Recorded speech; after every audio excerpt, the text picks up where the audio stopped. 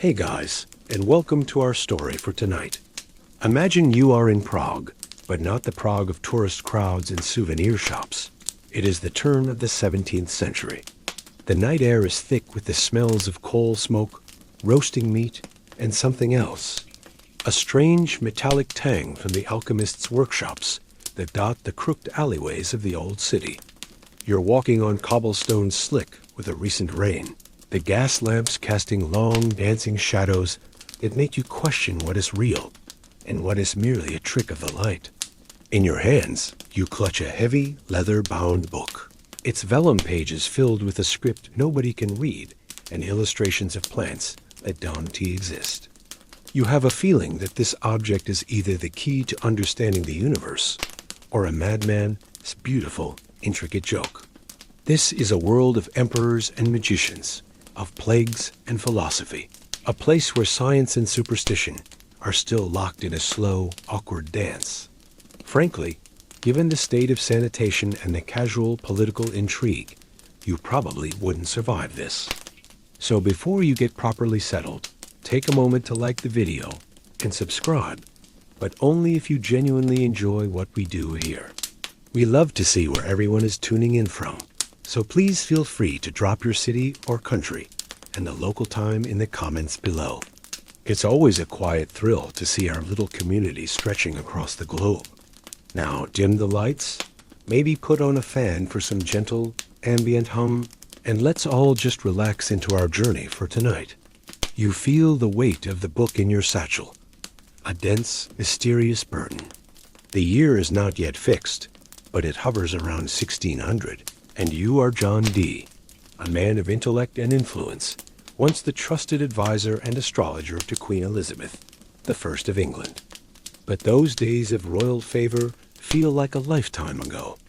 Now you are here, in the mystical heart of Europe, a city teeming with Kabbalists, astronomers, and charlatans, all drawn to the court of the Holy Roman Emperor, Rudolph II. You've acquired this manuscript from an unknown source, for a sum that makes your palms sweat even in the cool night air. 600 gold ducats. That's a king's ransom, enough to buy a grand estate or fund a small army. You paid it without hesitation. As you navigate the labyrinthine streets, your mind races. You are a scholar, a mathematician, a man who owns one of the largest libraries in all of England. You've dedicated your life to knowledge, both earthly and divine. For years, you have sought to commune with angels, using a scryer, a crystal ball, and the assistance of your rather dramatic associate, Edward Kelly, to receive what you believe are celestial instructions in a language called Enochian. This manuscript feels different. It feels older, more profound, and yet utterly alien. It doesn't feel like the Word of God, but perhaps the work of a mind just as far removed from your own. The common historical fact is that John Dee was a genuine polymath, a respected figure whose work bridged the gap between medieval magic and modern science. He was instrumental in proposing the establishment of a national library in England, a precursor to the British Library. However, a more curious, lesser-known tidbit is that Dee would sign his letters to Queen Elizabeth with 007, a symbol representing that the correspondence was for her eyes only. Yes, that's where the code name for James Bond originated, from a 16th century mathematician who also tried to talk to angels. You finally reach your modest lodgings, the scent of beeswax candles and old paper, a familiar comfort. You bolt the door, your heart still thudding with a mixture of excitement and fear. The book is not large, about the size of a modern paperback, but its presence fills the room. You lay it gently on your writing desk, the worn calfskin cover cool and smooth beneath your fingertips. There is no title, no author's name, nothing to give you a clue. You open it, and the strangeness washes over you again. The vellum is fine, almost impossibly so, and covered in a flowing, elegant script that resembles no alphabet you have ever seen. It's composed of graceful, looping characters, some of which look like gallows, others like tiny, intricate knots. They are arranged into words and paragraphs with such confidence, such clear intentionality, that it must mean something. It has to. But what? Historians still debate whether John Dee's obsession with the supernatural was a genuine spiritual quest or the desperate strategy of a brilliant mind fallen on hard times, seeking patronage and relevance in a changing world. As you sit there, tracing the alien script with your finger, you don't feel like a strategist. You feel like a child who has stumbled upon the diary of an ancient, forgotten god. The script flows in an unbroken stream, from left to right, page after page of it. There are no corrections, no hesitations, no crossed-out words. It's as if the author wrote it all in a single perfect sitting, channeling the text from some unknowable source. You light another candle, its flame flickering, and you lean closer, ready to lose yourself in its pages for the rest of the night, and perhaps for the rest of your life. The mystery has its hooks in you now, and it will not let go. The days and nights begin to blur into one long candlelit study. The city of Prague outside your window, with its church bells and market cries, fades into a distant hum. Your world has shrunk to the dimensions of this small, stubborn book. You've named it in your mind, this enigma. You think of it simply as your book of mysteries. You are John Dee, a man accustomed to ciphers and secret languages. But this is something else entirely. It defies all the rules of cryptography, you know. You count the frequency of the characters, a standard method for breaking codes. The patterns are strange, conforming to what linguists would one day call Zipf's law, a statistical distribution common in natural languages. It looks like a real language. It feels like a real language, but it communicates nothing. You turn your attention from the baffling script to the illustrations, and the mystery only deepens. The first section of the book is a veritable forest of the impossible. Page after page depicts plants that you, a man with a keen interest in botany, have never seen or even heard of. Some are vaguely familiar, a strange hybrid of a sunflower and a lily, perhaps, or a root system that looks like a tangled cluster of tiny humanoids. But most are wholly alien. They have intricate, fractal-like leaf patterns, blossoms that spiral into themselves, and root structures that defy all known biology. You look at one drawing, a plant with large, serrated blue leaves, and a flower that looks like a series of interconnected gears. It's drawn with such care, such anatomical precision, that it feels like a field guide from another world. Is this a joke? A very, very expensive joke? You can almost imagine some bored medieval monk, tired of illustrating the lives of saints, deciding to invent an entire ecosystem for his own amusement. It's a bit like finding a detailed schematic for a smartphone in Leonardo da Vinci's notebook. It is so out of place, it makes your head spin. You move on to the next section. Here, the pages are filled with dozens of small, naked women, most of them sporting slightly rounded bellies and intricate hairstyles. They are bathing and frolicking in a bizarre network of pipes, tubes, and green water-filled basins that look like something out of a plumber's fever dream. The liquid flows through structures that resemble anatomical organs, hearts, livers, branching arteries. The women seem unconcerned, some holding strange, star-shaped objects, others simply relaxing in the emerald pools. What does it mean? Is it an alchemical allegory for the creation of the elixir of life? A treatise on gynecology from a culture with a very different understanding of medicine? Or is it just weirdly specific spa instructions? You trace the lines of a particularly complex plumbing system that seems to connect a series of tubs where women are pouring water over each other from leaf-shaped cups. It's both serene and profoundly unsettling. The common historical fact here is that medieval and Renaissance-era anatomical knowledge was often a blend of observation, classical Greek texts like those of Galen, and a healthy dose of pure guesswork. Dissections were rare and often forbidden, leading to diagrams that could be beautifully artistic, but medically nonsensical. The book continues to surprise you. A section on astronomy, or perhaps astrology, follows. There are circular diagrams, zodiacal signs, and celestial charts. But the constellations are unrecognizable. There are suns and moons and clusters of stars, often with faces drawn in them, surrounded by more of those naked ladies, each holding a star. It seems to follow a logic, but it's a logic you cannot penetrate.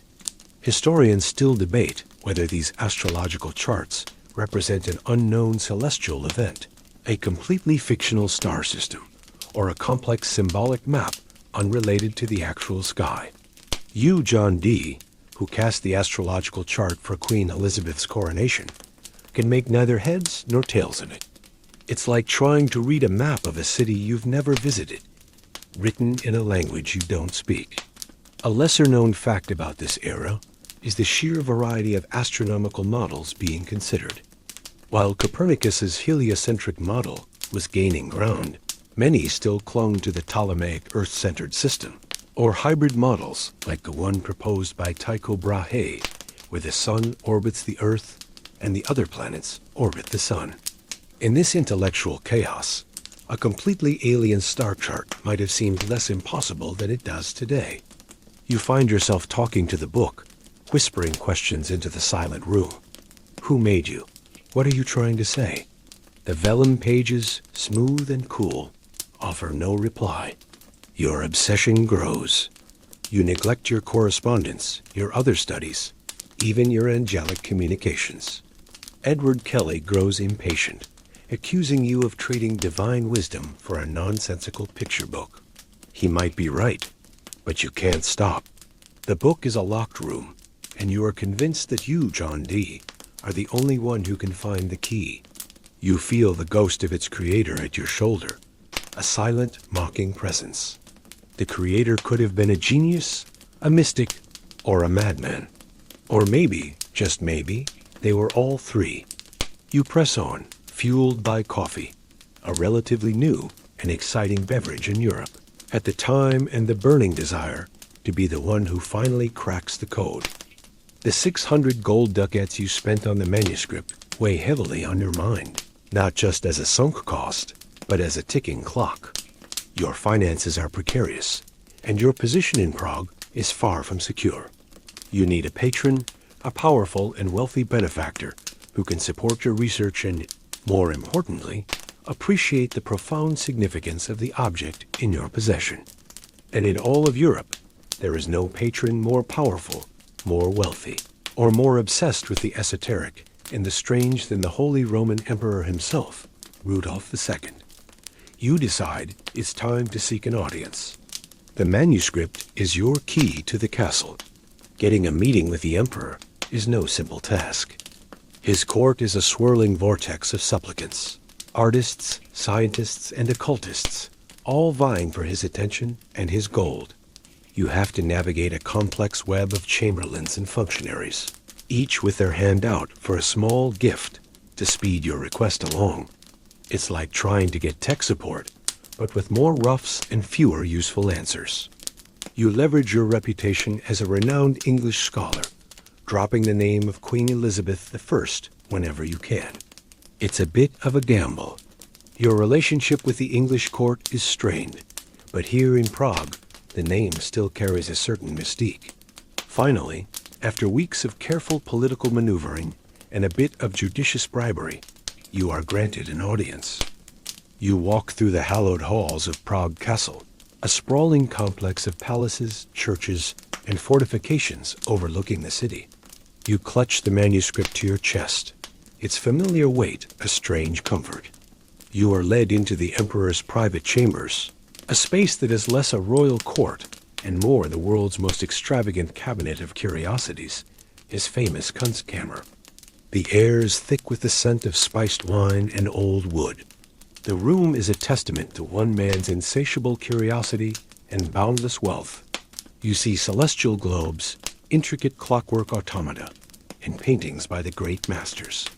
There are exotic taxidermied animals, strange mineral formations, and ancient artifacts of questionable authenticity.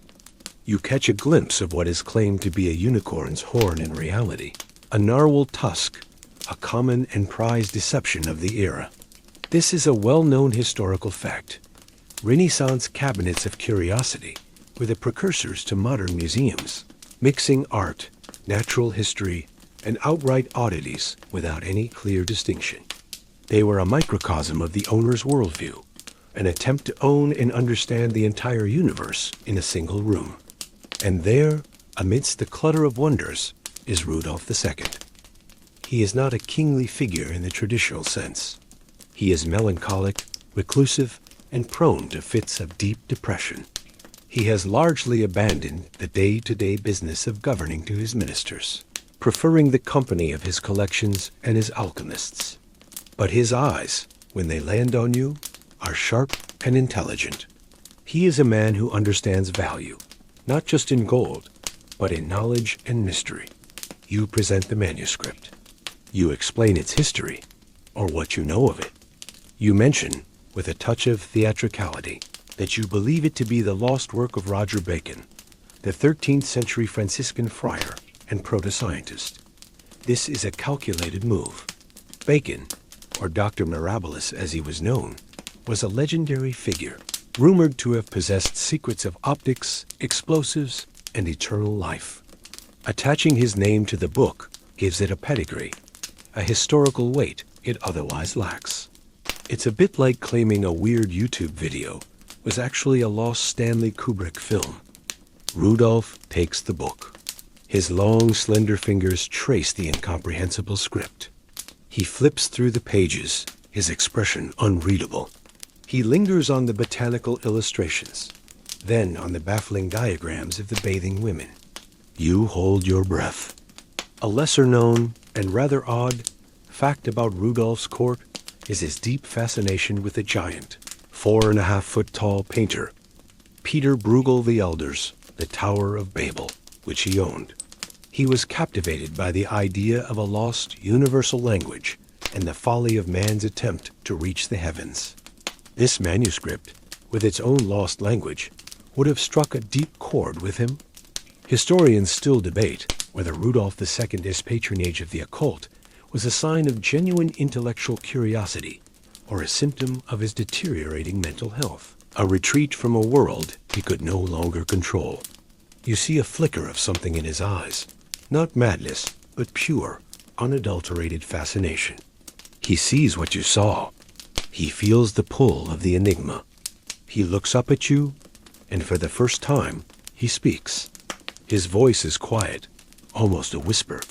He asks you your price. You name the same sum you paid, 600 gold ducats. It is an enormous amount, but you are not selling a book. You are selling a mystery. You are selling him a lifetime of obsession, a puzzle worthy of an emperor. He agrees without a moment's hesitation. The deal is done. The manuscript passes from your hands into his. As you leave the castle, your purse heavy with gold, but your hands strangely empty, you feel a complex mix of relief and regret. You have secured your future, but you have given away the greatest puzzle you have ever known. The book now belongs to the emperor, and you are left to wonder if he, with all his resources, will have any more luck than you did. The manuscript is now the crown jewel of Emperor Rudolph II's collection, nestled somewhere amongst his celestial automata and vials of alleged dragon's blood. You are now an observer, a fly on the wall of the Rodgany Palace, watching the obsession you once harbored now bloom in the mind of the most powerful man in Central Europe. The book does not sit idle on a shelf. For Rudolph, it is not a mere curiosity to be admired. It is an active problem to be solved, and he has an entire court of the finest minds and the most convincing cranks of the age at his disposal. The first to be summoned are the court alchemists. These are not all cloaked charlatans, though there are plenty of those. Many are serious natural philosophers, men who are laying the groundwork for modern chemistry. They arrive in the emperor's private library, a sanctum few are ever permitted to enter. You see them gathered around a heavy oak table, the manuscript lying open in the center. The air is thick with the smell of old paper and the metallic tang of alchemical ingredients that seems to cling to their robes. They pore over the botanical section, convinced it holds the key to the materia prima, the base substance from which all other matter, including gold, is formed. They see the strange, impossible plants not as biological fantasies, but as coded recipes. That leaf shaped like a corkscrew? A symbol for distillation. That root that looks like a dragon? It must represent mercury or sulfur. It's like trying to assemble IKEA furniture using a book of poetry as the instruction manual. The confidence is high, but the results are bound to be disappointing. They spend months in fruitless attempts. They grind rare minerals, distill strange concoctions, and burn incense, all while chanting what they believe are the corresponding passages from the manuscript. Nothing happens. The lead remains lead. The elixir of life remains elusive. The book remains silent. Rudolph's famous tolerance begins to wear thin. A well-known historical fact is that alchemy in this period was a legitimate, if often fruitless, field of study. Isaac Newton himself was a passionate alchemist, writing over 1,000,000 words on the subject, far more than he ever wrote on physics or optics. For these men, the line between science and magic was not just blurry, it was non-existent. Next, the emperor calls upon his linguists and cryptographers, men who have deciphered diplomatic codes for him in the past. They arrive with charts and tables, ready to apply the rigorous logic of their trade. They search for patterns, for repeated words that might mean and or the. They look for a key, a Rosetta Stone hidden somewhere in the text or illustrations. They find tantalizing hints, structures that seem to obey grammatical rules, but they can never grasp a single verifiable word. The language of the manuscript, which would one day be dubbed Voynichese, has a unique and maddening structure. Some characters only appear at the beginning of words, others only at the end. Certain characters are almost always followed by specific other characters.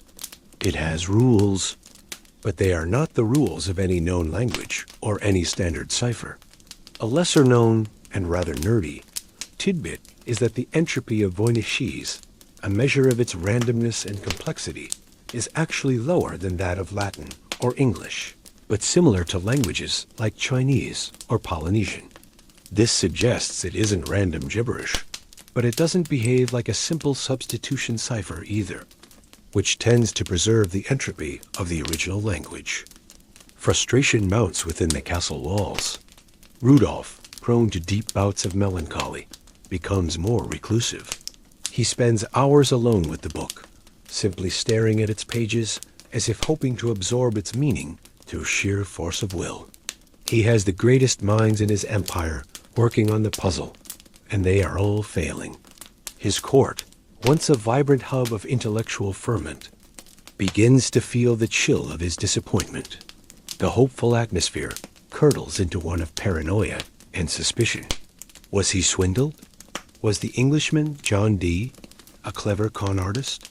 Historians still debate whether the manuscript had a tangible effect on Rudolph's political decline, distracting him with an unsolvable puzzle, while the religious and political tensions that would lead to the 30 Years' War simmered outside his castle gates.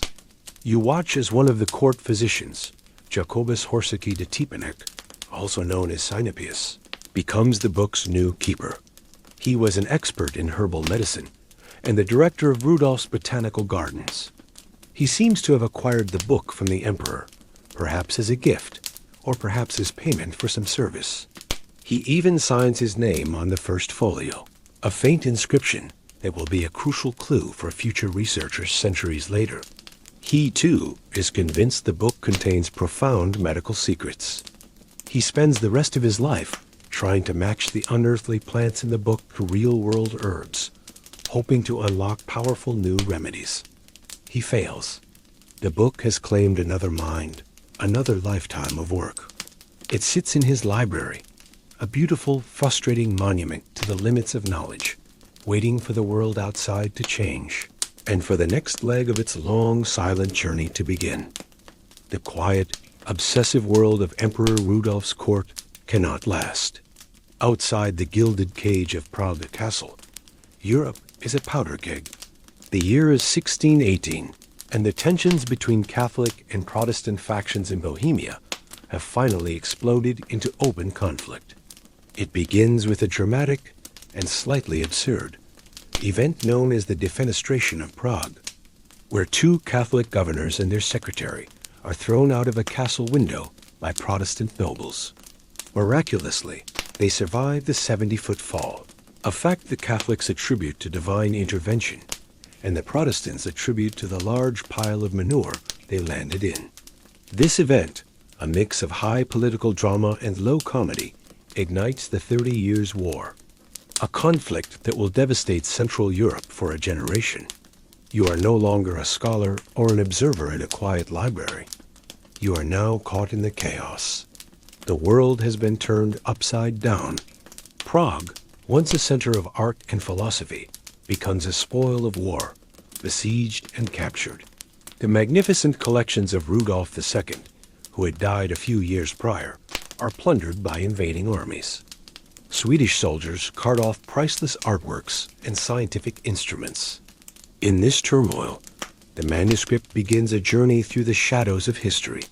Its precise path becomes murky, a matter of speculation and educated guesses. It passes from hand to hand, its value likely unrecognized by the soldiers and looters who are more interested in gold and silver than in a quirky, unreadable book. You can imagine it tucked away in a soldier's knapsack, jostling alongside a loaf of hard bread and a stolen silver candlestick. It travels through burned-out villages and muddy battlefields. The owner might be a mercenary from Sweden, a zealot from Spain, or a farmer from Bavaria, all caught up in a war that has lost any clear purpose beyond its own perpetuation. The common historical fact is that the 30 Years' War was one of the most destructive conflicts in human history, reducing the population of the German states by an estimated 20 to 40% through a brutal combination of battle, famine, and disease. It was a war where allegiances shifted constantly, and the line between soldier and civilian was horrifyingly thin. The manuscript survives. While great libraries are burned and entire cities are razed, this one small, baffling object endures. Perhaps its very strangeness is its protection. A beautifully illuminated Bible might be stolen for its precious metals, but what is the value of this? To a weary, illiterate soldier, the drawings of naked women in green tubs might offer a moment of crude amusement, but the text is worthless. It's like trying to loot a server farm in the 17th century. The physical object has no obvious utility, so it gets passed along, sold for a few coins, or perhaps traded for a drink at a smoky tavern. A lesser-known fact about the era's warfare is the sheer scale of the baggage train that followed armies. It was a moving city of merchants, artisans, cooks, blacksmiths, and families, all servicing the needs of the soldiers. It was within this chaotic, mobile ecosystem that an object like the manuscript could travel hundreds of miles, changing hands multiple times without any formal record. You are now, perhaps, an anonymous scholar, or a minor nobleman who acquires the book in the aftermath of a siege. You find it in a dusty crate of plundered goods, and its peculiarity catches your eye. You take it back to your study, a room that still smells of smoke from the recent fires. You try to decipher it, just as Dee and the alchemists of Prague did before you. But the world is different now. The war has drained the continent of its optimism. The confident pursuit of universal knowledge has given way to a grim struggle for survival. Your attempts to understand the book are tinged with a sense of futility. It feels like a relic from a more innocent time, a time when a man could afford the luxury of a beautiful, unsolvable puzzle. Historians still debate the exact provenance of the manuscript during these chaotic decades. There are gaps in its ownership, periods where it simply disappears from any known record. Did it reside in a forgotten monastery library? Was it owned by a private collector in Vienna? Did it travel to Spain or Italy? The trail is cold.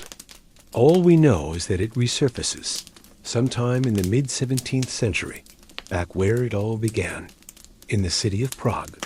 It is in the possession of a man named Georg Berisch, an obscure alchemist. How he got it, no one knows. But he is about to do something that will change the manuscript's fate forever. He is about to write a letter that will send the book on the next stage of its journey and ensure its survival for centuries to come. The war is ending, a fragile peace settling over the exhausted land, and the little book, the silent survivor, is about to re-enter the world of ideas. The smoke of the 30 Years' War has cleared, leaving behind a scarred and weary Europe. It is the 1630s, and you are Georg Berisch, an alchemist living in Prague. You are not a man of great fame or fortune, but you are the current custodian of a profound secret. You are the owner of the manuscript. You have had it in your possession for some time, and like all its previous owners, you have become utterly consumed by it. You have dedicated, in your own words, unsparing labor to penetrating its mysteries, filling your small study with useless notes and failed theories. The book sits on your desk, a constant, mocking presence. Its elegant, flowing script seems to taunt you, its strange illustrations offering clues that lead nowhere. You are a practical man, in your own way. You are not a dreamer like Rudolph II or a mystic like John Dee. You believe the book contains valuable knowledge, most likely medical or alchemical, and you are frustrated by your inability to access it. You have reached the limits of your own intellect. But you have heard of a man, a scholar in Rome, whose mind is said to be without equal. A man who is claimed to have deciphered Egyptian hieroglyphs. A man who knows everything about everything. His name is Athanasius Kircher. You decide that if anyone in the world can solve this puzzle, it is he. You resolve to contact him. Athanasius Kircher is one of the most remarkable figures of the 17th century. A German Jesuit priest and scholar, he was a true Renaissance man born a century too late. His interests were boundless: geology, medicine, music theory, Egyptology, magnetism, optics. He was a polymath's polymath. The common historical fact is that Kircher was celebrated in his time as a genius, a master of 100 arts. He established one of the most impressive cabinets of curiosities in Rome, the Museo Kircheriano, which became a famous tourist attraction.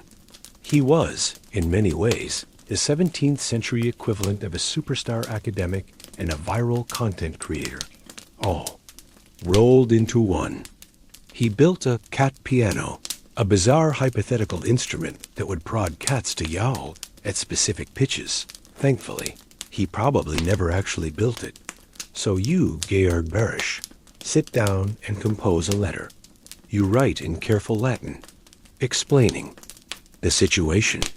You describe the manuscript, the unknown script, the illustrations of unknown plants, the astronomical and chemical secrets you believe it holds. You explain your own failed efforts, your growing obsession.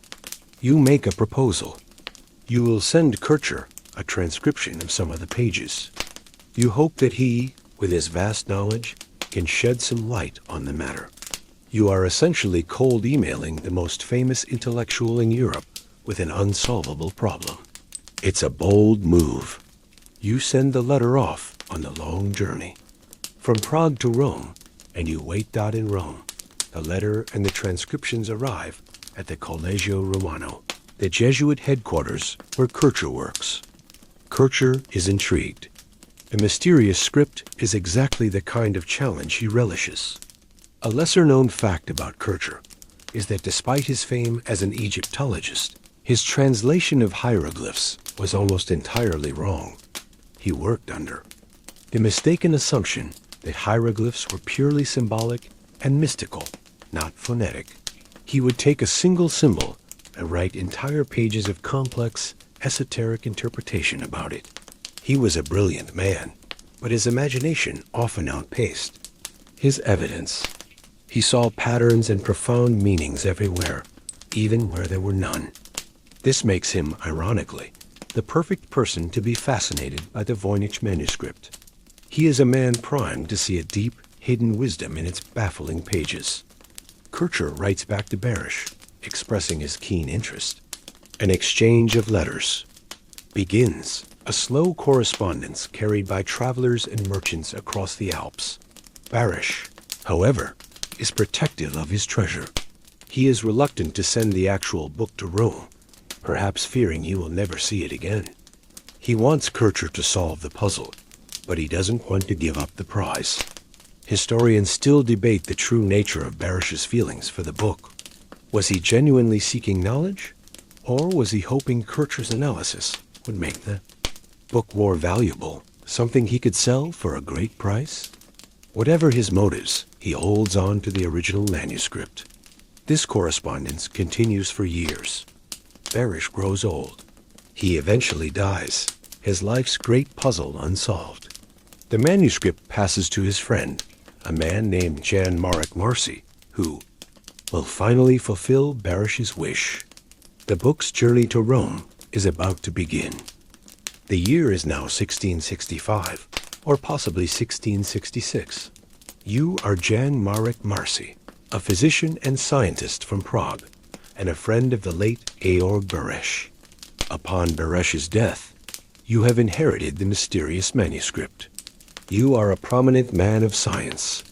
Yourself, a rector of Charles University, and you knew the book's history. You knew of Berish's long and fruitless obsession, and you knew of his correspondence with the great Athanasius Kircher in Rome.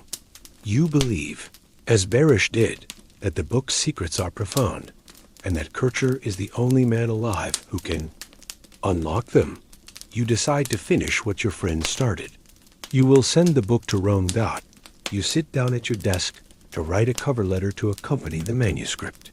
This letter will become one of the most important documents in the whole saga, the main thread that future researchers will use to trace the book's history. You dip your quill in ink and begin to write to Kircher, your friend and correspondent of many years. You explain that you are sending him this Sphinx, a book that Berish had cherished and that had taken up space in his library for years, uselessly. You recount Berish's failed attempts at deciphering it and his belief that only Kircher could succeed. Then, you add a crucial and tantalizing piece of information. You tell Kircher a story you heard from a Dr. Raphael Mishkovsky, a lawyer and your contemporary. According to this story, the book was once bought by Emperor Rudolph II for 600 gold ducats. And the story goes, Rudolph believed the author to be none other than Roger Bacon, the English Franciscan friar. This is the first time the Roger Bacon theory and the 600 ducat price tag are mentioned in any surviving document. You are essentially passing along a piece of historical gossip, a rumor that has been circulating in Prague's intellectual circles for decades. You don't claim it as fact, but you present it as a plausible part of the book's legend. A common historical fact is that provenance, the history of an object's ownership, is critically important in the world of rare books and art. A clear line back to a famous owner like an emperor can increase an object's value and importance exponentially. Your letter is single-handedly creating the manuscript's modern provenance. You carefully pack the manuscript and the letter, entrusting them to a courier for the long and arduous journey south.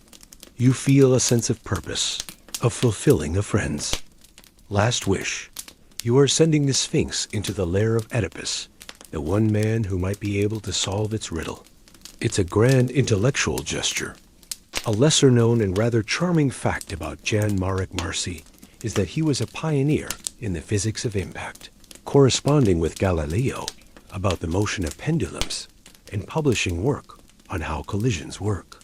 He was a genuine scientist, making his belief in the mystical properties of the manuscript all the more fascinating. It shows how even the most rational minds of the era still inhabited a world where a book could be a magical object. The package arrives safely at the Collegio Romano in Rome. Imagine the scene. Athanasius Kircher, now in his 60s, a celebrated but aging intellectual titan, receives the parcel. He unwraps it, and for the first time, he holds the actual manuscript in his hands. He sees not just the transcriptions, but the real thing. The strange, smooth vellum, the faded colors of the ink, the confident flow of the alien script. It must have been a moment of pure intellectual ecstasy for him. Here was a puzzle that had stumped others for decades, a mystery with a legendary pedigree connecting it to an emperor and a fabled English magus. This was a challenge worthy of his reputation. Historians still debate what exactly Kircher did with the manuscript after he received it. There is no record of him ever publishing a translation or even a detailed analysis. Did he try and fail and was too proud to admit defeat? Did he write notes that were subsequently lost? Or did he, in his busy final years, simply put it aside? Another fascinating but ultimately inscrutable object in a life full of them? We know from his other work that he would not have been shy of proposing a fantastical solution. His lack of any public pronouncement on the manuscript is one of the most baffling silences in its history. The world's greatest puzzle solver, faced with the puzzle of a lifetime, apparently had nothing to say. The book, sent to Rome to be decoded, instead found a new and deeper silence. It had reached the end of the line, the one man who was supposed to have all the answers. And the answer, it seemed, was nothing. The manuscript has arrived in Rome, the heart of the Catholic world and a bustling center of intellectual life. It is now in the possession of Athanasius Kircher at the Collegio Romano, a major Jesuit university. This should be the moment the mystery is finally solved. Instead, it's the beginning of the book's lost years. After its grand entrance into Kircher's study, the manuscript effectively vanishes from the historical record for 200 years. It's as if it was swallowed whole by the vast, labyrinthine archives of the Jesuit order. You can picture the book sitting on a shelf in Kircher's personal library, surrounded by thousands of other volumes on every conceivable subject. Perhaps Kircher, as we speculated, tinkered with it for a while. Maybe he made some notes, drew up some theories, and then, distracted by a new project, a treatise on magnetism, the design of a talking statue, or a study of subterranean dragons, simply set it aside. After Kircher's death in 1680, his vast collections, including his museum and his library, were absorbed into the larger holdings of the Collegio Romano. The manuscript, without a clear title or author, identified only by the old letter from Marcy tucked inside, would have been just one oddity among many. It was probably shelved in a section for unidentified curiosities or coded works, and then, gradually forgotten. The world moves on. The age of enlightenment dawns, bringing with it a new emphasis on reason, skepticism, and empirical evidence. A mystical, secretive world of alchemy and angelic languages that the manuscript was born from falls out of fashion. The new heroes are Newton, Voltaire, and Diderot. A book filled with nonsensical script and drawings of impossible plants would have been seen not as a source of profound secret wisdom, but as a relic of the superstitious and ignorant past. It's like a high-end gaming PC from our time being found by a future society that has forgotten what electricity is. They might admire the craftsmanship of the case, but the object's true purpose would be utterly lost on them. A common historical fact is that the Jesuit order, to which Kircher belonged, was suppressed and temporarily disbanded by the Pope in 1773. This event caused massive disruption to Jesuit institutions like the Collegio Romano. Their libraries and properties were confiscated, transferred, and sometimes poorly managed. It's a miracle that anything survived. During this period of suppression, it's believed the manuscript, along with other sensitive or valuable books from. Kircher's personal collection was secretly transferred to the private library of the Jesuit generals to keep it from falling into the hands of the new administration of the college. You can imagine a tense, clandestine operation. A few trusted librarians, working by candlelight, moving a selection of books from one part of the sprawling complex to another, hiding them behind a false wall or in a forgotten storeroom. The manuscript, already an enigma, becomes a secret within a secret, its existence known only to a handful of people. A lesser-known fact is that many European libraries in the 18th and 19th centuries were in a state of chaotic disorganization. Cataloging systems were rudimentary, and vast numbers of books were essentially lost within their own libraries, uncatalogued and sitting on the wrong shelves for centuries. The manuscript's disappearance was not necessarily unusual. The decades turn into a century, and then two. The Napoleonic Wars sweep across Europe. Italy is unified. The world is transformed by the Industrial Revolution. Steam engines, telegraphs, and photography change the very fabric of human experience. And through it all, the manuscript sleeps. It sits in a dusty bookcase in a private Jesuit library just outside Rome, its vellum pages undisturbed, its mystery dormant. The ink fades slightly. The calfskin cover grows more brittle. But it waits. Historians still debate the exact details of the manuscript's hiding place and the process of its preservation. How did it survive the suppression, the political upheaval, and the simple passage of time? Was it a deliberate effort by Jesuit librarians who knew its unique, if not monetary value? Or was it simply dumb luck? We don't know for sure. The book had no voice to tell its own story. It had outlived John Dee, Rudolph II, Georg Berisch, and Athanasius Kircher. It had survived a devastating war and the fall of empires. Now it was surviving the most dangerous thing of all, being forgotten. But its slumber was not eternal. As the 19th century gave way to the 20th, the conditions were becoming ripe for its rediscovery. The world was once again growing interested in the strange, the esoteric, and the unsolved. And a man was about to arrive in Italy who had the perfect combination of scholarly interest, relentless drive, and a flair for publicity to bring the manuscript back into the light. The book's long, quiet sleep was about to be interrupted. The year is 1912. The world is teetering on the brink of a new, terrifying kind of modernity. Cars are beginning to crowd the streets. Electric lights are pushing back the night, and the old empires of Europe are about to be shattered by the Great War. It is in this charged atmosphere that you find yourself, not in a bustling city, but in the serene, sun-drenched hills near Rome, at a magnificent Jesuit college called the Villa Mondragon. You are Wilfred Voynich, and you are about to make the discovery of a lifetime. You are not a typical academic or a stuffy librarian. You are a man with a past. Born in Poland, then part of the Russian Empire, you were a revolutionary arrested by Tsarist authorities for your political activities and exiled to Siberia. You escaped, a thrilling story in its own right, and made your way to London, where you reinvented yourself. You became a rare book dealer, a bibliophile, with a sharp eye for hidden treasures and a network of contacts across Europe. You are driven, charismatic, and you have a nose for a good story. And you have cultivated a special relationship with the Society of Jesus. You know they need to raise money, and you know their ancient, uncatalogued libraries are full of potentially valuable items.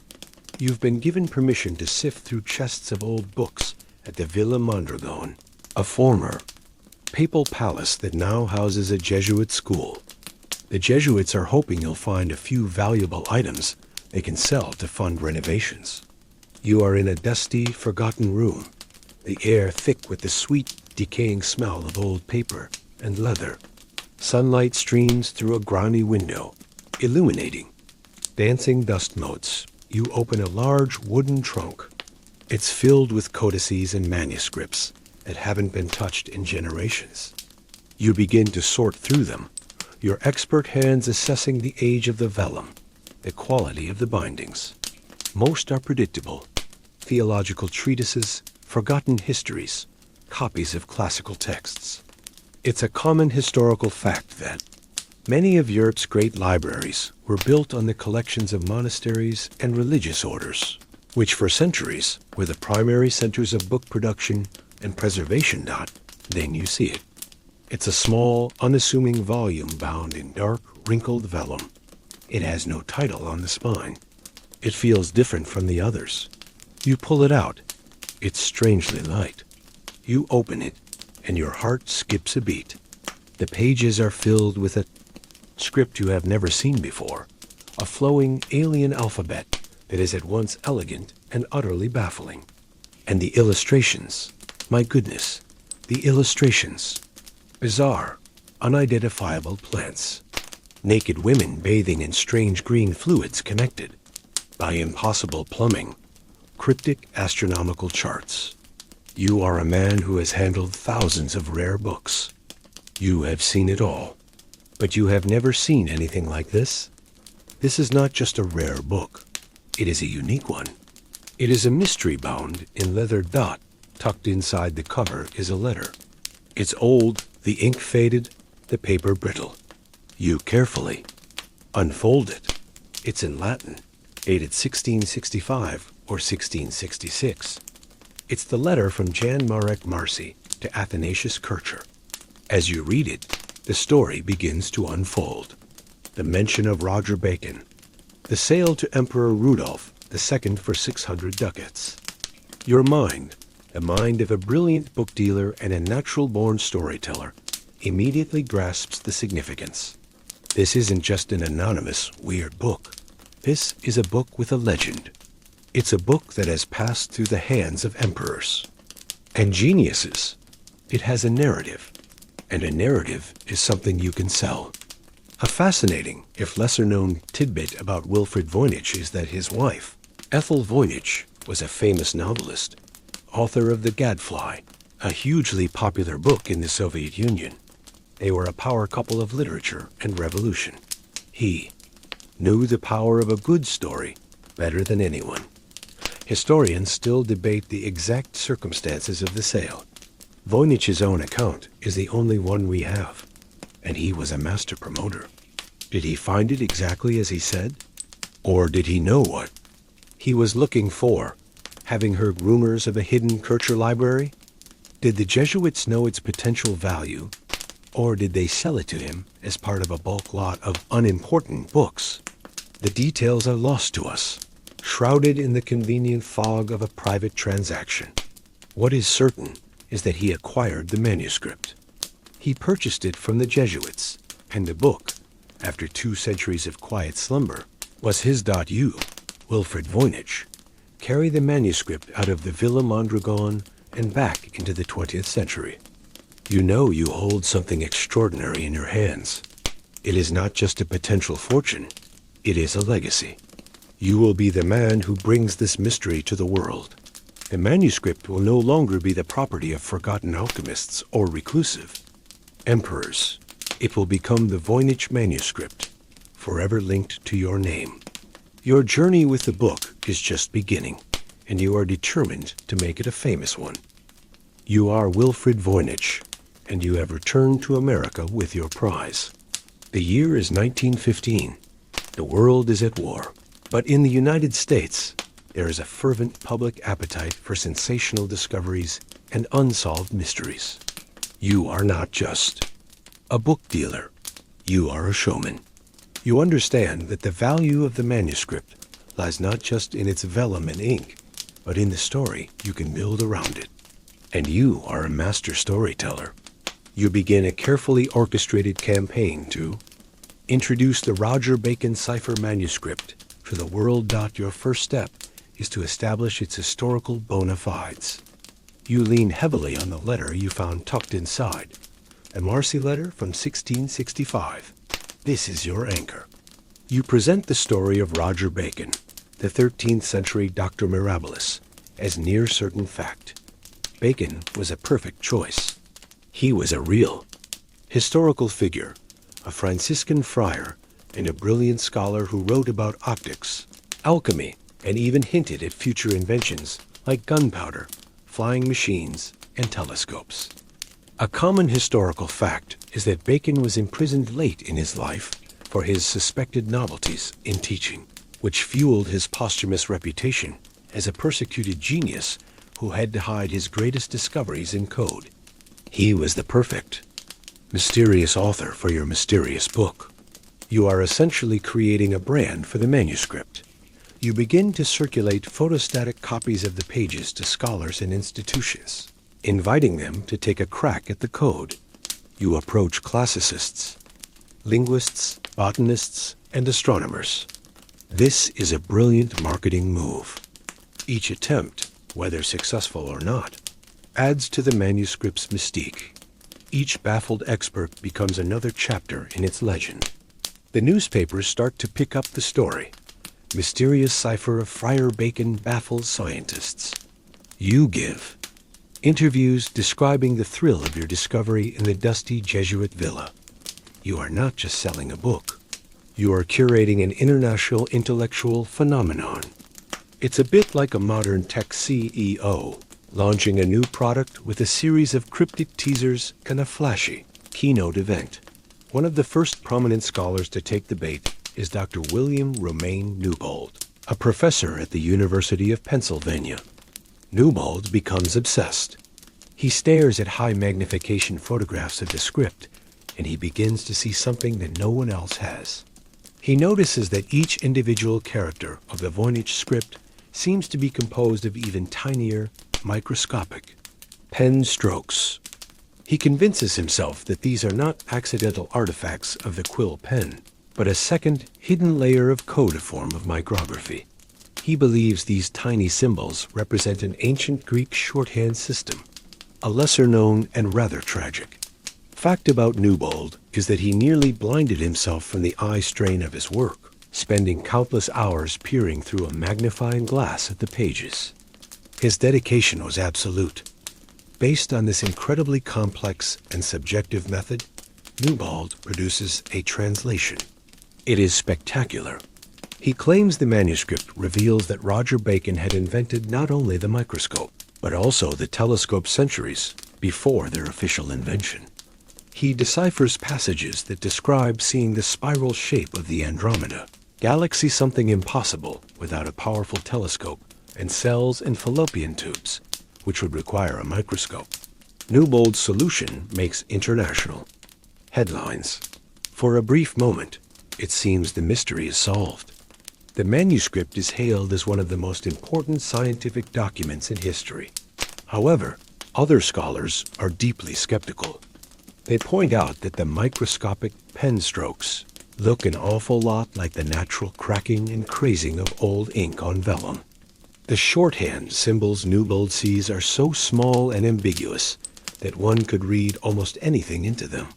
It's a classic case of pareidolia seeing patterns in random noise, like seeing a face in a cloud.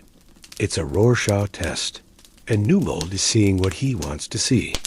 Historians still debate whether Newbold was a well-intentioned scholar who tragically deluded himself, or if he consciously exaggerated his findings for fame. The consensus today is that his method was fatally flawed, a product of wishful thinking, and immense effort misapplied. His solution, once celebrated, eventually crumbles under scrutiny, leaving the manuscript's mystery as deep as ever.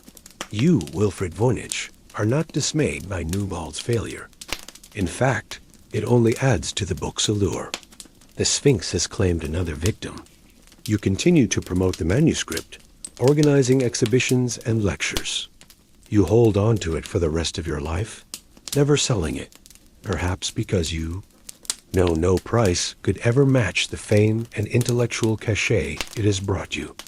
When you die in 1930, the manuscript passes to your wife, Ethel, and then to your associate, Anne Nill. It remains your book, your legacy, the puzzle you gave to the 20th century. Its journey, however, is far from over. A new generation of codebreakers, forged in the crucible of world wars, is about to take on the challenge. The manuscript, now firmly known as the Voynich Manuscript, rests in the hands of Anne Nill, Wilfrid Voynich's former secretary and heir. The year is 1944. The world is once again engulfed in a global conflict. A war fought not just with tanks and planes, but with information and secrets. This is the golden age of cryptography. In the clandestine halls of Bletchley Park in England and Arlington Hall in the United States, brilliant minds are locked in a silent, high-stakes battle, deciphering the complex military codes of the Axis. Powers. It is in this environment that the manuscript finds its next great challenger. You are William Friedman, arguably the most brilliant cryptanalyst of the 20th century. You are a legend in the field. You led the team that broke Japan's purple cipher, a feat of analytical genius that gave the Allies a decisive advantage in the Pacific War.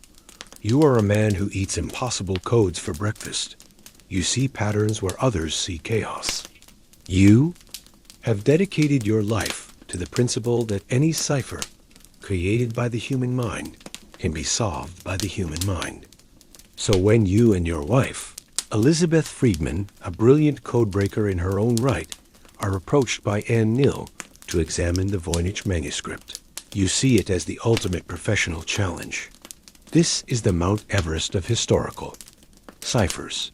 You and a hand-picked team of specialists at the first Signal Service Group, later the NSA, begin to study the book in secret during your spare time. This is not a government-sanctioned project. It's a passion project, a busman's holiday for the world's best codebreakers. You have access to photostatic copies, and eventually, the original manuscript itself. You approach the problem with the same systematic rigor you used on Japanese naval codes. You discard the fanciful theories of Newbold. You start from scratch. You create a complete transcription of the text using a new, more systematic alphabet. You run statistical analyses that were impossible in Voynich's day. You use tabulating machines, the precursors to modern computers, to churn through the data looking for clues. The initial findings are baffling. The text has features that are unlike any known language or any standard cipher.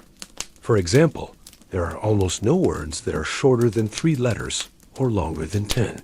Certain letters appear 2 or even 3 times in a row, like kokety, which is extremely rare in most European languages or ciphers. Yet the word structure is too regular, too patterned, to be random gibberish. You notice that words that differ only by a single letter often appear in close proximity, as if part of a grammatical declension or conjugation.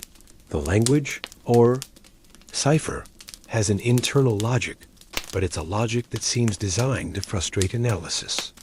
A common historical fact is that William Friedman is credited with coining the term cryptanalysis and establishing most of the scientific principles that still govern the field today. He was a titan, which makes his struggle with the manuscript all the more significant. The botanical and astronomical sections also draw your team's attention. Could they contain the key? In cryptography, this is known as a crib, a piece of SUSPED plaintext that can be used to break the rest of the code. For example, if you suspect a drawing of a sunflower is labeled with the Voynichese word for sunflower, you could use that to start deciphering the alphabet. But the plants are all unidentifiable. The zodiac signs in the astronomical section are mostly recognizable. You can spot Pisces, Taurus, Aries, but the labels next to them don't seem to correspond to their names in any language, and they don't yield any consistent cryptographic patterns. It's a dead end. A lesser-known fact is that Elizabeth Friedman, often overshadowed by her husband, was a pioneer in her own right, particularly in breaking the codes of smugglers and gangsters during Prohibition. She brought a different, perhaps more intuitive, skill set to their partnership. and she too was completely stumped by the manuscript. Years pass. The war ends. The Cold War begins. You and your team continue to peck away at the manuscript in your spare time. The initial excitement gives way to a long, grinding frustration. The book becomes a kind of ghost in the machine of American intelligence. A puzzle passed from one analyst to another, a legendary stumper. You feel like you're wrestling with an adversary who is either a transcendent genius or a complete madman. Historians still debate the extent of the U.S. government's official involvement in the Voynich project. While it was mostly an unofficial study, it's clear that the resources and brainpower of the national security apparatus were brought to bear on this medieval mystery, all to no avail. After nearly 2 decades of work, you, William Friedman, the man who broke purple, are forced to admit defeat. You have not been able to decipher a single word. The manuscript remains as opaque as the day Wilfrid Voynich found it. But you have not come away empty-handed. You have debunked the old theories, established a solid analytical foundation for future researchers, and you have arrived at a new startling conclusion about the nature of the text itself. It is a conclusion that will change the direction of Voynich studies for the next 50 years. The Codebreakers' war is over, and the manuscript has won. Your name is William Friedman, and it is the late 1950s. You have spent the better part of 2 decades wrestling with the Voynich manuscript, and it has beaten you. The frustration is immense. But you are a scientist, and even in failure, there is data. You have concluded that the manuscript is not a standard cipher. If it were a simple substitution cipher, where each letter is replaced by a symbol, you would have solved it in an afternoon. If it were a more complex polyalphabetic cipher, like the Visionaire cipher, your team's statistical analysis would have revealed its underlying patterns. It is none of these things. You have to think outside the box. You arrive at a revolutionary theory. You propose that the text is not a cipher hiding a known language like Latin or German. Instead, you believe it is an a priori artificial language. This is a language built from the ground up, with its own unique vocabulary and grammar, not based on any existing tongue. It's an idea that sounds esoteric, but we are all familiar with examples of it today. J.R.R. Tolkien's Elvish languages, or Star Trek's Klingon. You are suggesting that some unknown scholar in the 15th century undertook the immense intellectual task of inventing an entire language, complete with its own writing system, and then used it to write this one single book. This theory explains many of the manuscript's bizarre features. It explains why the statistical properties are so strange. They aren't the properties of a natural human language, but of a constructed one. It explains the rigid word structure and the repetitive nature of some words. The creator, you surmise, was following a set of self-imposed rules.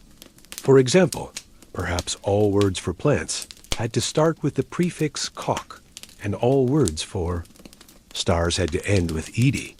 This would create strong patterns in the text that look like language, but are ultimately a feature of the underlying artificial construction. It is a brilliant and elegant hypothesis. A common historical fact is that the creation of artificial languages, or conlangs, has a long history. The 12th century abbess Hildegard of Bingen created a language called lingua ignota, unknown language.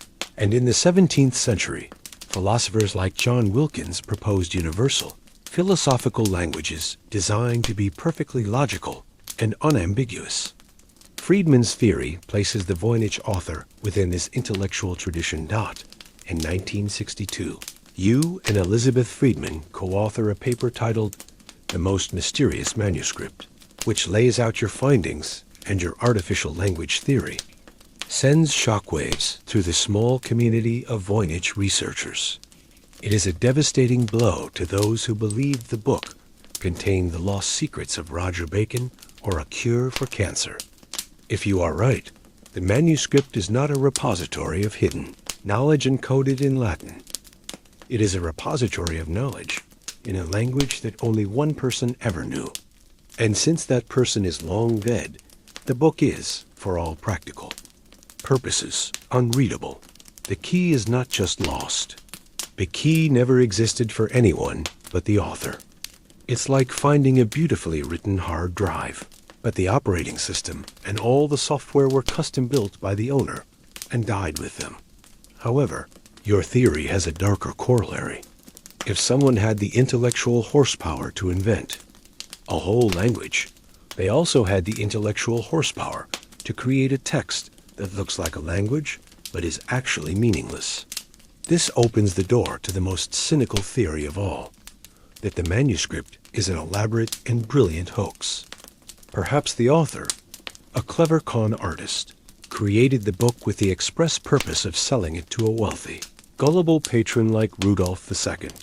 They would have needed to create something that looked authentic, something that could withstand the scrutiny of the court scholars, just long enough for the creator to get away with their 600 ducats.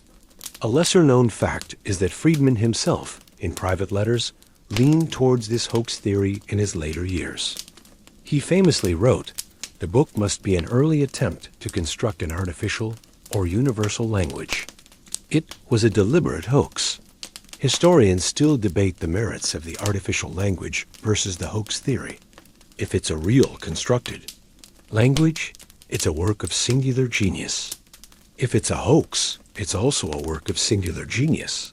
The amount of effort required to create 240 pages of consistent, patterned, but ultimately meaningless text is staggering.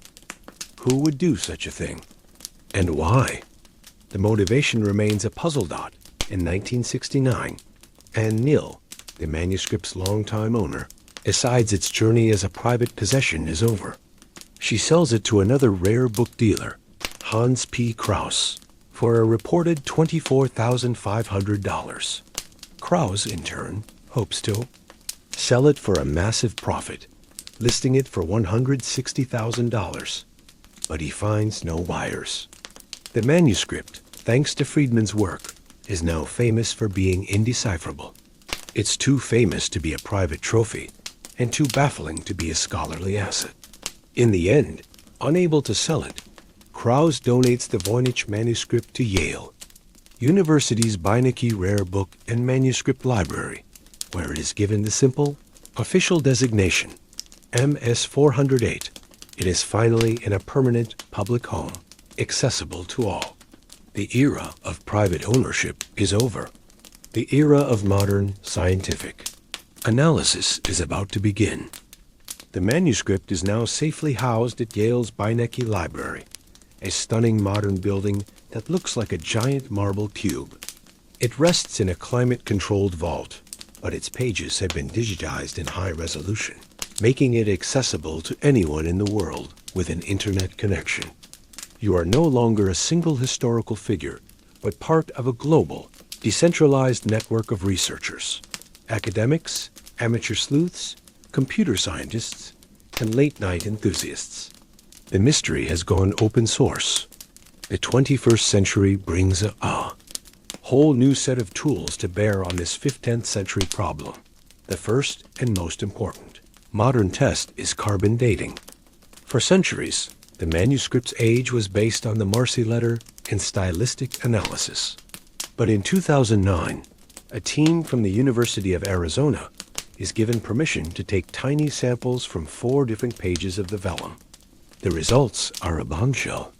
The radiocarbon dating concludes with 95% certainty that the vellum, the calfskin pages, was produced sometime between 1404 and 1438.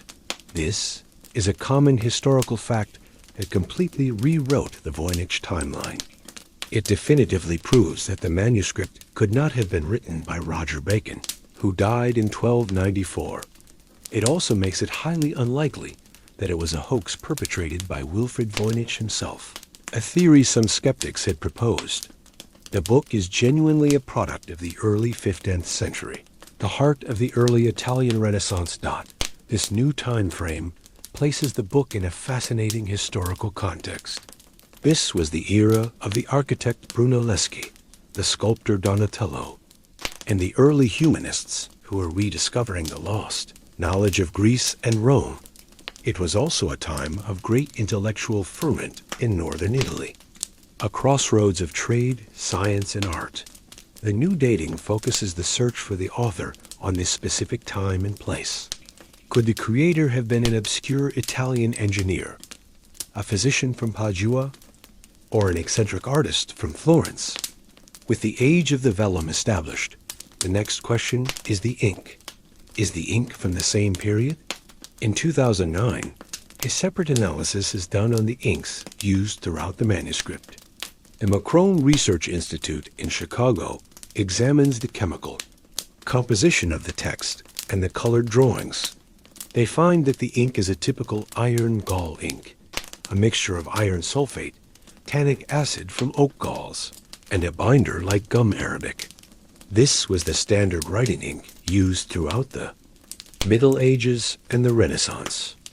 A lesser-known fact from this analysis is that the ink was applied after the vellum had aged and shows no signs of being artificially aged itself.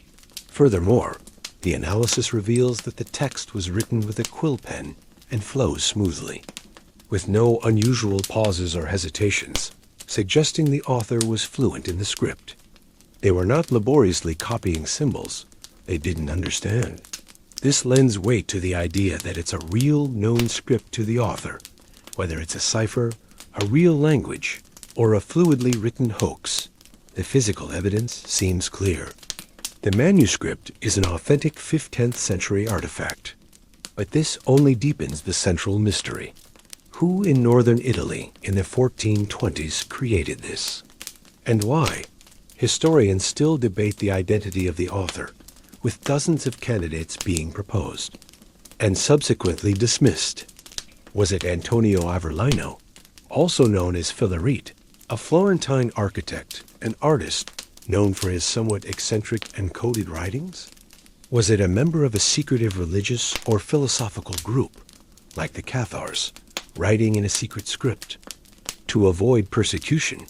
Though the timeline for this is a bit off, the carbon dating has given us a when and a where, but the who and the why remain as elusive as ever.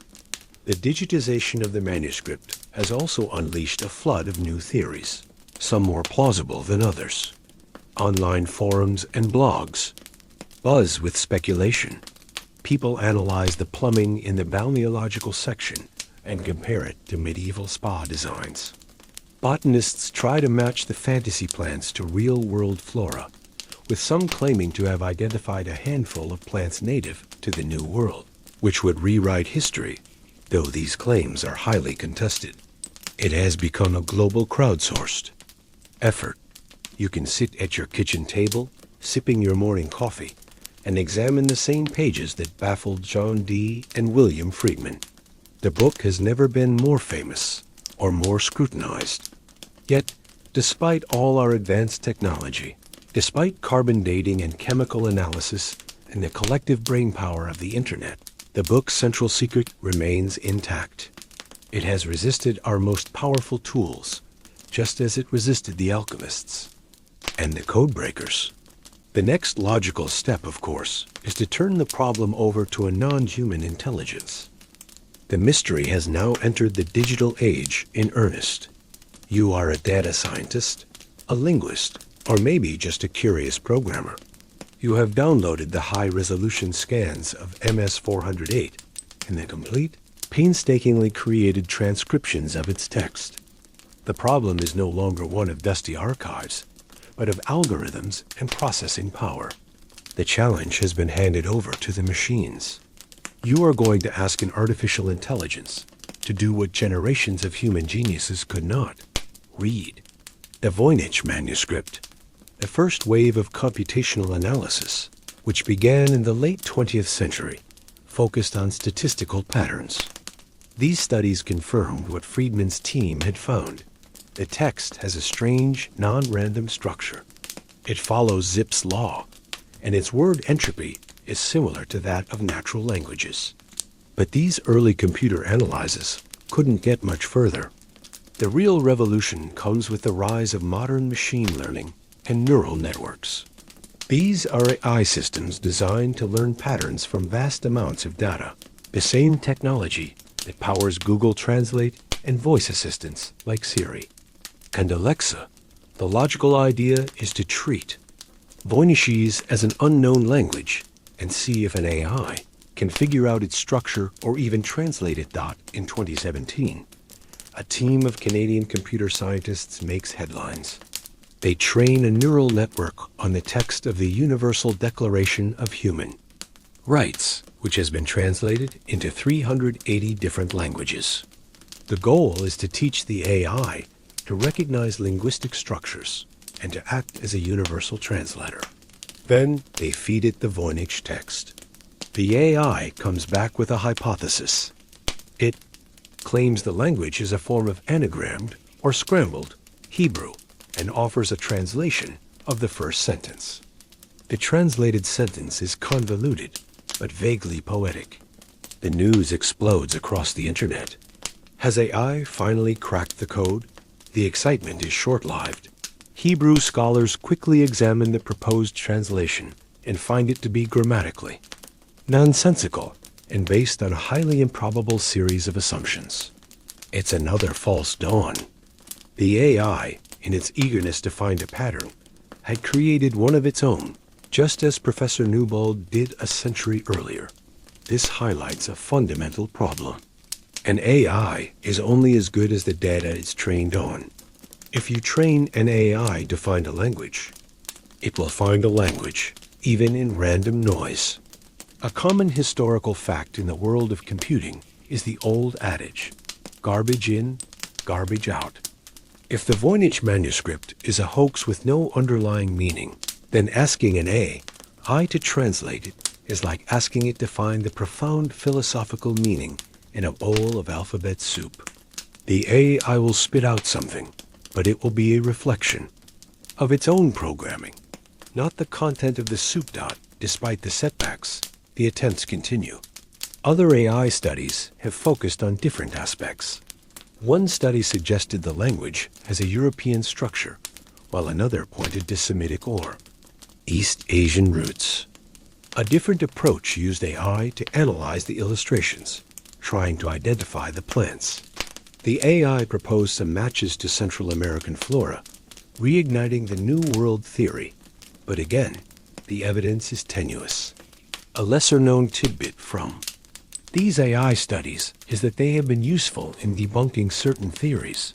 For example, some AI analyzers have shown that the text is highly unlikely to be a simple substitution cipher or a straightforward hoax using randomly generated characters, because it is too complex and internally consistent.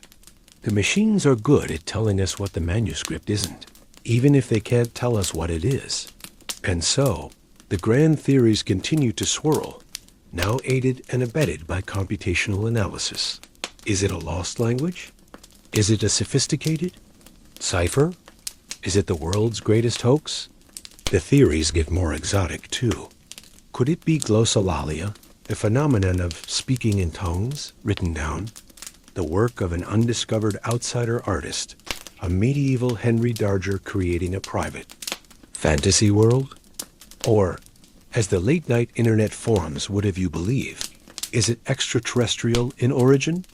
A star chart and botany guide left behind by ancient aliens? This, of course, is the least likely theory, but it speaks to the power of the manuscript. To ignite the human imagination, historians still debate the very nature of the object itself. Is it a single, coherent work, or is it a composite, put together by different people at different times? Could the illustrations have been done first, with the text added later as a nonsensical filler to make it look more mysterious? The AI can analyze the data, but it cannot understand the context, the intent, the human element. It cannot tell us if the author was a genius, a madman, a prankster, or all three. The machines have joined the long line of baffled experts. They have given us more data, more patterns, but no more meaning. The book's silence remains unbroken. Here we are, at the end of our long, winding journey, back in the quiet of the present moment. You are no longer John Dee in a gaslit Prague alley, nor Wilfred Voynich in a dusty Italian villa, nor a codebreaker staring at a page under the harsh light of a desk lamp. You are simply you, here and now, reflecting on this small, stubborn book that has resisted some of the greatest minds and most powerful technologies in history. The manuscript, MS 408, sits quietly in its vault at Yale, but its story continues to unfold on screens and in minds all around the world. What have we learned? We have learned that the book is an authentic artifact from the early 15th century. We know it was made with conventional materials of the time. We have traced its path through the hands of magicians, emperors, alchemists, Jesuits, revolutionaries, and spies. It has been a catalyst for obsession, a mirror reflecting the hopes and fears of each era it has passed through. In the age of faith and magic, it was seen as a key to divine or demonic secrets. In the age of reason, it was a complex cipher hiding lost scientific knowledge. In our age of information, it is a data set to be crunched by algorithms. The manuscript changes, not in its content, but in our perception of it. It is a constant, and we are the variable. The central question remains unanswered, and perhaps it is unanswerable. Who made it, and why? The hoax theory remains one of the most compelling, simply because it is so difficult to disprove. Imagine a supremely intelligent, artistically gifted, and deeply cynical individual in 15th century Italy. Perhaps they were a down-on-their-luck court artist or a scholar who had grown tired of the pretensions of their patrons. They create this object as an ultimate intellectual prank, a nonsense book designed to look profound. They craft a script that follows rules but has no meaning. They draw plants that look plausible but are biologically impossible. They create a perfect emperor's new clothes artifact, knowing that no one would want to admit they couldn't understand it for fear of looking foolish. If this is the case, the creator was not just a hoaxer. They were a brilliant satirist and a psychologist of the highest order. A common historical fact is that the Renaissance was not just an age of beauty and discovery, but also one of elaborate scams, forgeries of relics, and fierce intellectual rivalries. A high-concept hoax would not be out of place, but what if it's not a hoax? What if Friedman was right, and it is a lost, artificial language? If so, the manuscript represents a monumental act of private creation, a lonely genius inventing a world. For an audience of one, it becomes a deeply personal, almost tragic object, testament to a mind so unique that its thoughts are now permanently locked away from the rest of us. This is perhaps the most romantic and poignant of the theories. A lesser-known, more recent theory combines these ideas. Some researchers suggest it might be a Vox writing system, a way of writing down an unwritten or oral tradition, possibly for a small, persecuted group. Or perhaps it's a completely mundane object that only seems mysterious because its context is lost. What if it's a 15th century herbalist's personal recipe book, written in a private shorthand she invented so no one could steal her remedies? What if the unsolvable text is just a list of ingredients, and the magical drawings are just doodles? The mystery might not be grand at all. It might just be personal. Historians still debate which theory is the most parsimonious, the one that requires the fewest new assumptions. Is it easier to believe in a single genius-level hoaxer, or in a lost language, or in a complex cipher that has resisted all attempts at decryption for 600 years? There is no consensus. The manuscript remains a perfect enigma because it offers tantalizing clues that support multiple, mutually exclusive conclusions. It is a scholarly black hole, pulling in effort and intellect and revealing nothing. It is a monument to the limits of our knowledge, a quiet testament to the fact that not every question can be answered. It reminds us that the past is a truly foreign country, and that some of its secrets may be kept forever. And so, the little book waits. It waits for a new technology, a new genius, or perhaps a lucky discovery in a forgotten archive, a letter, a diary, another book that might finally provide the key. But even if it is never solved, the Voynich Manuscript has succeeded in a way its creator likely never intended. It has become a timeless source of wonder, a story that connects us to the strange and magical past, and a beautiful, frustrating puzzle that invites us all to look closer, to question our assumptions, and to embrace the profound and humbling power of a mystery. The story of the manuscript fades now, its strange and beautiful pages dissolving like smoke in the quiet of your room. The echoes of its long journey through time begin to soften, the voices of the alchemists and emperors and codebreakers growing faint, replaced by the gentle, steady hum of the fan and the slow, rhythmic sound of your own breathing. Let the puzzle go. It is not yours to solve tonight. The weight of its mystery lifts from your shoulders, leaving only a sense of calm and a quiet wonder. Feel the comfort of your bed, the softness of the pillow beneath your head. The night is deep and peaceful, and there are no codes to break, no riddles to answer, only the simple, easy descent into a restful sleep. The world of strange plants and green water baths and unreadable words can wait for another day.